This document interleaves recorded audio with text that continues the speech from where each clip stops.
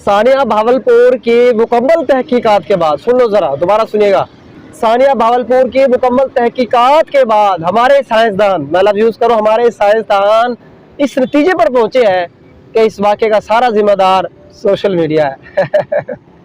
तो फिर भाई सोशल मीडिया इसका जिम्मेदार है और सोशल मीडिया ही ये सब कुछ कर रहा है। और आपको ये भी पता है कि सोशल मीडिया किसका है, तो लेने के बाद फिर वो इमरान खान पे आ जाएगी, पीटीआई पे आ जाएगी।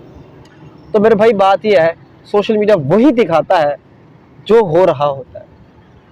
देखो जो कुछ वीडियोस में चल रहा है, अगर या तो आप कह दें कि ये वीडियो झूठी है, आप कह दें कि ये वीडियो झूठी है, ये सच्ची नहीं है, फिर भी हम मान लें, फिर भी कहें कि हाँ यार आप सही कह रहे हैं, तो वीडियोस भी सच्चे है, सब कुछ ही सच्चा है, तो फिर प्रोपेगेंडा कैसा हुआ, तो इसका जिम्मेदार सोशल मीडिया कैसा हुआ? सोशल मीडिया तो आपको हक़ाइक़ पहुंचा रहा है।